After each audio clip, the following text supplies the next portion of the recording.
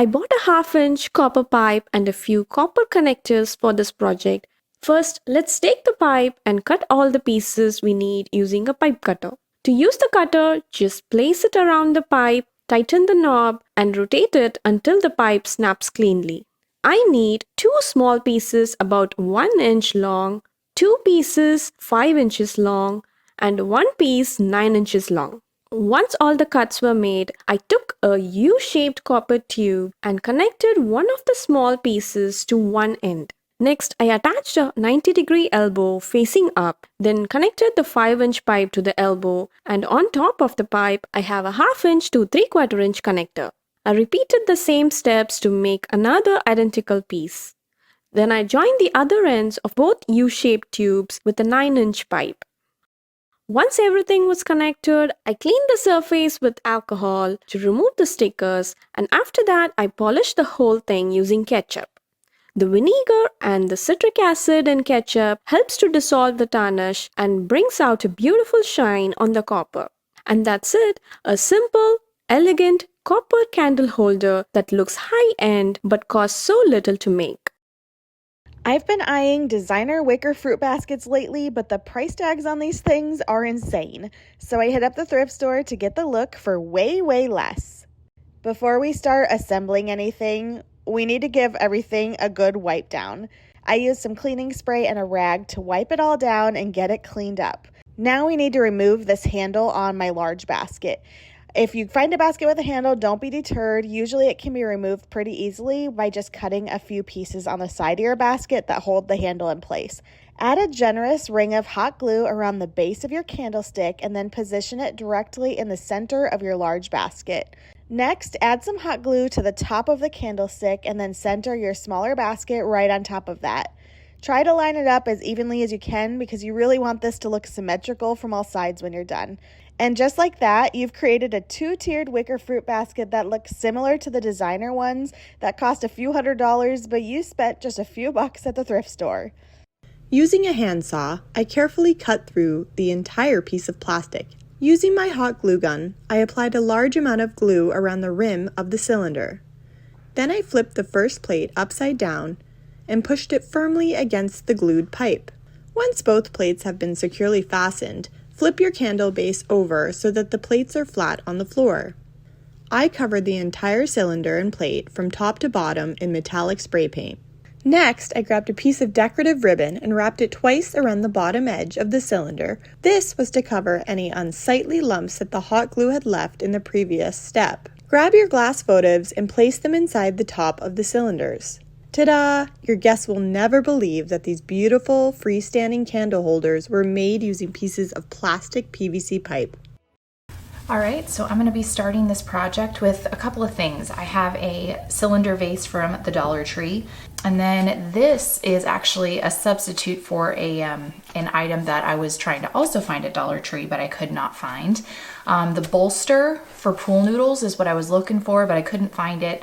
I was able to find this epoxy pen holder on Amazon, so I'll make sure to link it so you can get it yourself if you really like the look of this, but I really felt like it was a decent substitute for the project that I'm going to be doing. Okay, so I'm going to take my paint marker and I'm going to basically just trace so I have a little bit of a guide. It doesn't need to be a really bold guide, it just needs to be around basically the circumference of the base. And I'm going to be taking an X-Acto blade. And just be careful, don't try and put your fingers in front of your line of cutting. We don't want to have to slice any fingers. And I'm going to keep following this, and I'm going to try and go a little deeper every time. And essentially we're just going to be going as far down to the bottom of this as possible so that our vase can fit inside of it. All right, so now that I have hollowed out the center of my foam circle, I'm going to be using Mod Podge to cover the foam because I'm going to be painting this, but I want to make sure that the paint doesn't necessarily sink in to the foam. So to create a barrier and something that'll dry relatively quickly, Mod Podge or like Elmer's glue or just craft glue, whatever you have access to in your craft supply would work. Just something that will dry quickly, but also will create that barrier, so it just makes the painting step a lot easier. Okay, so now this is all dry. This is all like Mod Podge. I added a little bit of a tacky glue as well. So it's all dry, and we are going to use a Dixie Belle paint in the color Savannah Mist. It's kind of a light bluish color, so we are going to shake it up, and we are going to use a sponge brush. We are going to paint. I'm going to paint this whole thing this color.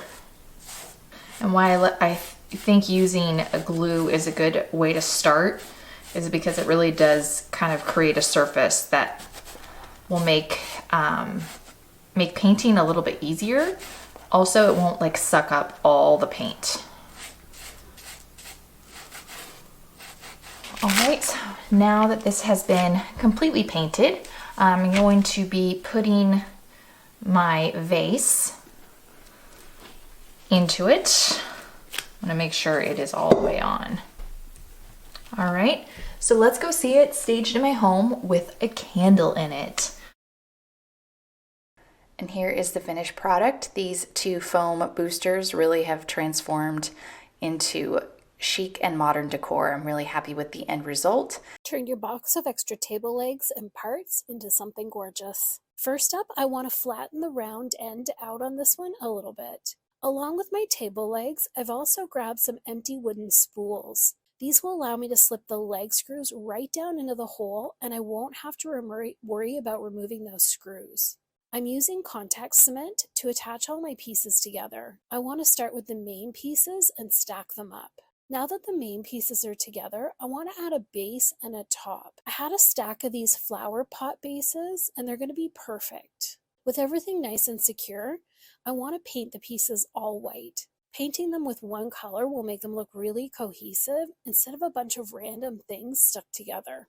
I'll have to do probably 3 coats of paint to have it look nice and even. To give my new pieces a worn and weathered look, I want to distress them. I'm using that same gritty sandpaper to distress the high parts. I want to keep the distressing to the edges and the parts that stick out the most so that it looks natural. To style my new candle holders, I want to put the tallest one in the middle. Groups of 3 always help to make something look balanced, so I always try to put 3 things together. I love adding natural elements to my decor, so I'm going to add some dried moss to the top of the candle holders. Next, I'm going to add my candles. I want to keep them all a similar color so they look really nice together. I've chosen some lovely cream ones that I can place right onto the dried moss. I'm so glad I saved these old table legs and parts and could turn them into something so pretty. Grab a package of dollar store champagne glasses and remove the bottom caps from some of the glasses. Give these caps a couple of quick coats of spray paint in your favorite color. Take some round Christmas ornaments within your chosen color scheme and remove the top caps from the ornaments. Using a stainless steel barbecue skewer, heat the tip of the skewer over a candle flame. Place the heated tip of the skewer to the bottom of a Christmas ornament and poke a hole through the ornament. Cut a piece of a bamboo skewer that is a little longer than the width of a couple of ornaments. Fill the top of one of the champagne glass caps with hot glue. Stick the bamboo stick into the puddle of hot glue. Slide the Christmas ornaments onto the bamboo stick using the holes on both ends of the ornaments. Put some hot glue on top of the highest ornament and place the other champagne glass cap on top.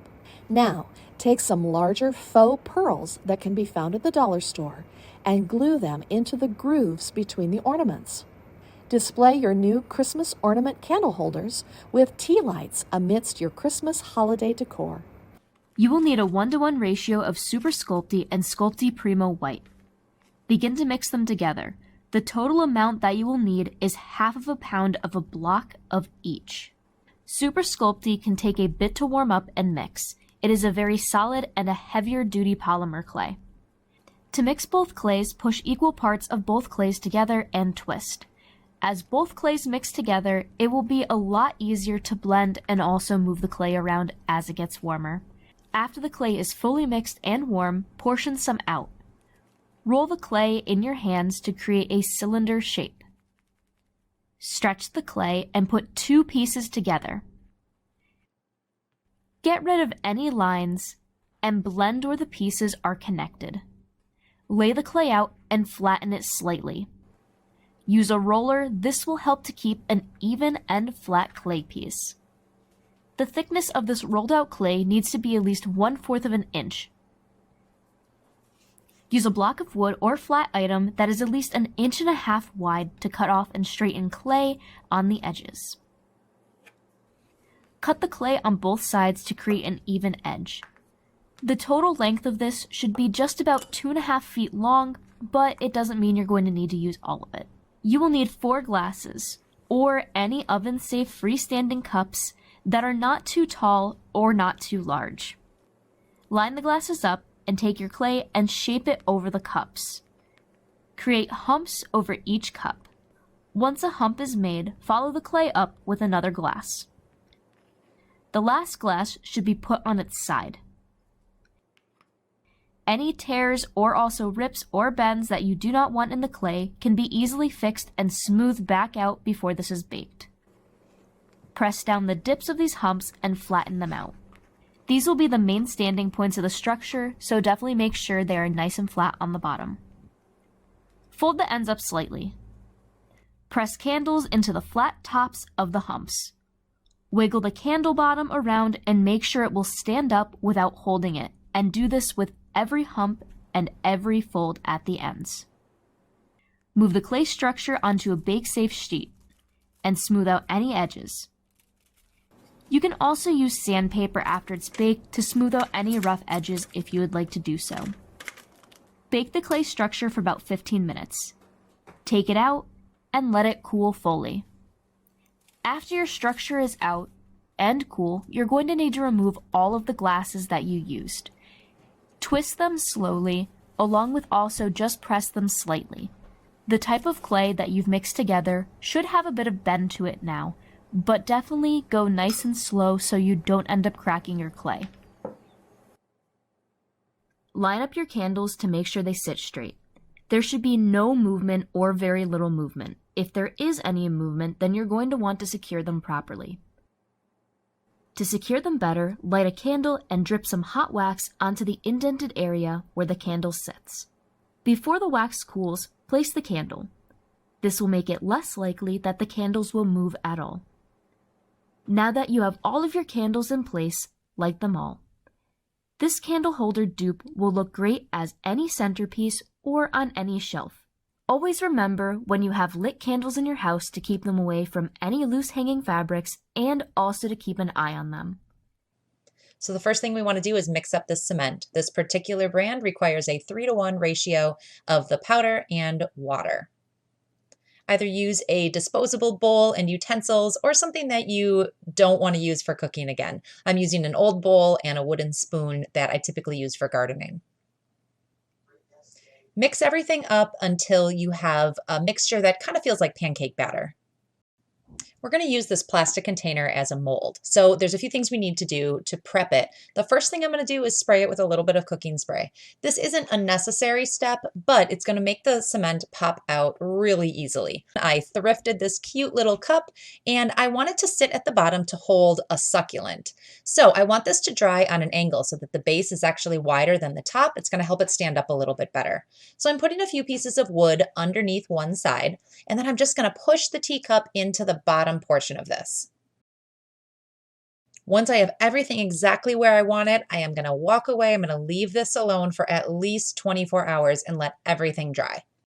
I'm going to use the same process for this mold. I'm going to angle it a little bit so the bottom is wider than the top. And for this one, I am placing a little saucer on the bottom. Now I need to keep this in place. So I've rigged up a few craft sticks and some painter's tape to help keep this plate exactly where I want it while it dries. While the cement is still wet, I'm going to take some stones and place them in here just for a little bit of decoration. This is one way to embellish these. The other way is to wait until the cement completely dries and then you can paint it.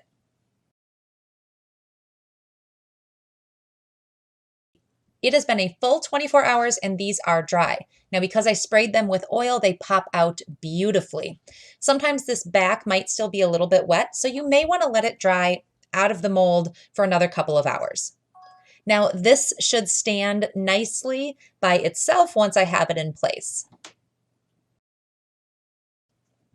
I chose to put a little tiny succulent in my teacup and use the saucer as a candle holder. This is a fun accessory in my living room. It was really easy to make, and I was able to use an inexpensive plastic container and some pretty thrifted china pieces. I hope this inspired you to make some concrete creations for yourself. Thank you so much for watching. We'll see you next time.